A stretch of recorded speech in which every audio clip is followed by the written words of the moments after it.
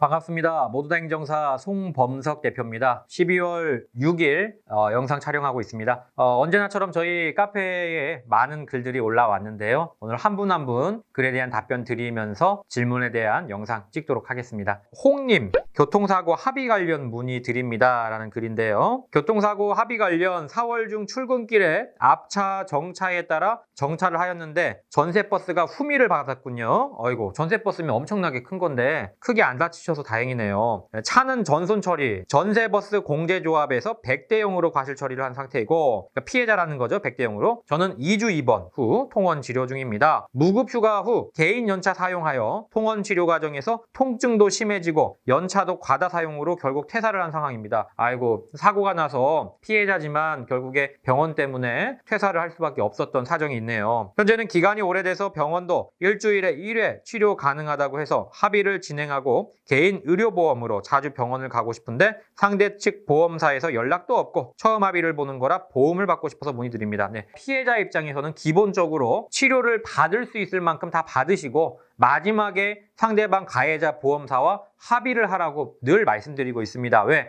내가 예상하지 못했던 피해들이 발생할 수가 있기 때문에 조기 합의는 바람직하지 않아요. 피해자 입장에서. 병원을 가고 싶은 만큼 가시고요. 병원 가는 것을 합의 때문에 안 간다는 건 말이 안 되잖아요. 그래서 일단 퇴사를 하셨고 시간상 제약이 없다면 병원을 충분히 가시고 치료가 다 끝났을 때, 치료가 종결이 되었을 때 그때 합의를 보러 이제 보험사에 한번 연락을 해보시면 좋을 것 같습니다. 지금 상담자님이 계속 치료를 받고 있는 와중이기 때문에 가해자 측 보험사에서도 딱히 전화가 안 오는 거예요. 일단 치료 다 받고 전세버스 공제조합에 연락하셔서 내가 합의를 좀 보려고 한다. 그래서 계속 이제 뭐 합의에 대해 소극적으로 나온다. 금감원에 신고를 하시든지 아니면 분쟁조정위원회에 통해가지고 분쟁 조정을 하셔도 됩니다. 네이버나 다음에 치시면 나옵니다. 네. 자, 차근차근 가지아님, 음주운전 사고 시 피해자 상해 판단 기준, 음주운전은 졸다가 앞차를 박았는데 대인대물 접수 후 형사합의 시도 중입니다. 보험사 얘기로는 대인사고의 경우 제가 합의하면 진단서 제출 외에 진료 기록도 상해 판단 기준에서 제외되는 것인가요? 아니면 치료나 병원 기록만 있어도 상해로 보는 건지 궁금합니다. 진단서만 갖고 상해 판단 기준이 되느냐 이런 질문이신 것 같은데 그거는 진단서만 갖고 보진 않습니다. 입통한 확인서, 뭐 소견서, 또 영상 자료가 있다면 그런 것들을 전반적으로 봐서 판단하는 거지 딱 진단서 하나만 가지고 상해가 있다 없다 판단하지는 않는다는 거 꼭 기억해 두십시오. 자, 보복운전 형사합의 유전무죄님 200만 원 주고 합의를 했고 초범입니다. 약식기소 100만 원이라고 하는데 제가 합의금을 과도하게 준 것입니까? 이미 준 합의금은 돌려받을 수가 없습니다. 이건 돈으로 계산할 수 있는 부분이 아니잖아요. 피해자에게 용서를 구하는 부분으로 대신 지급을 하는 위자료이기 때문에 그 어떤 정신적 피해 보상에 대한 것을 어떻게 돈으로 책정할 수는 없는 거니까 뭐 벌금이 이만큼 나오는데 내가 합의금을 이만큼 냈는데 적정하냐 과하냐 이거는 산출 자체가 불가능한 영역이다. 돈으로 계산할 수가 없습니다. 자, 사탕바늘님 며칠 전 사고로 치아 파절 기억납니다. 추가 질문이신 것 같은데요. 보상 담당자와 상의하여 저렴한 PMF 크라운보다 그 윗단계인 지르코니아를 보험사에서 해주기로 했는데요. 잘하셨네요. 치과에서 자기 부담금만 제가 결제할 수 없다고 하여 전체 치료비를 제가 결제 후 보험사에 청구하면 보험사에 다 지불해주기로 했습니다. 잘하셨네요. 이와 관련하여 녹음도 되어 있고요. 혹시 차후에 지불 안 해주고 다른 말 할 수도 있는 건가요? 근데 일반적으로 보험사가 이렇게 했는데 다른 말을 하긴 좀 어렵죠. 보험사를 좀 믿어주시길 바랍니다.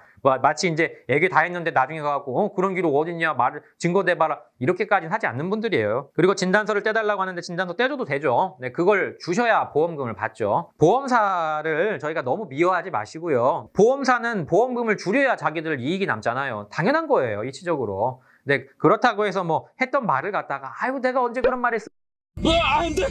그런 일은 저도 아직까지 본 적은 없습니다. 네, 말한 대로 지켜주시는 분들이에요. 너무 걱정하지 마십시오.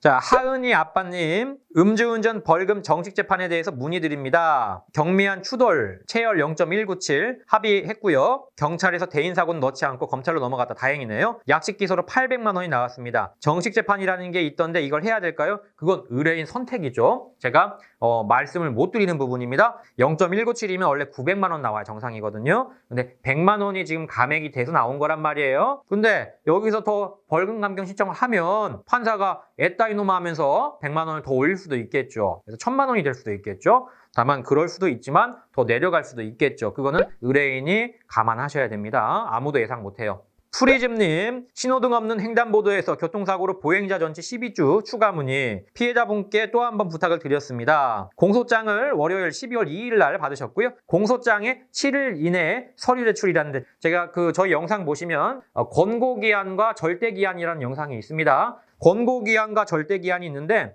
공소장 받고 피고인 의견서 내는 그 기한은 7일로 정해져 있지만 그 기한은 권고기한입니다.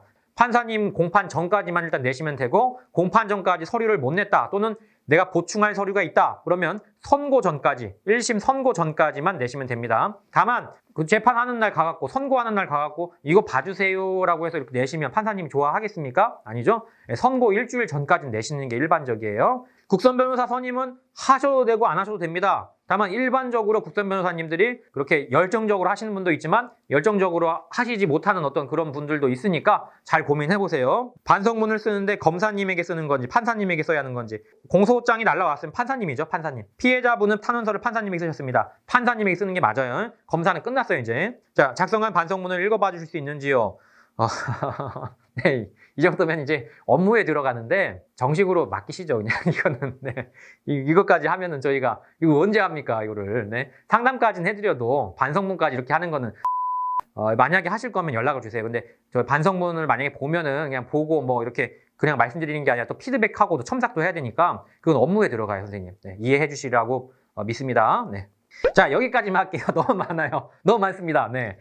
영상팀의 건강과 그다음 가정의 평화를 위해서 구독과 좋아요 좀 눌러주시면 저에게 많은 용기가 됩니다. 저 많이 욕먹는 거 아시잖아요. 네. 항상 저희 카페와 유튜브 게시판은 열려 있습니다. 항상 많은 질문 주시면 제가 직접 답변을 드리고 있습니다. 언제든지 질문 부탁드리겠습니다. 월요일 영상으로 찾아뵙도록 하겠습니다. 송범석 대표였습니다. 감사합니다.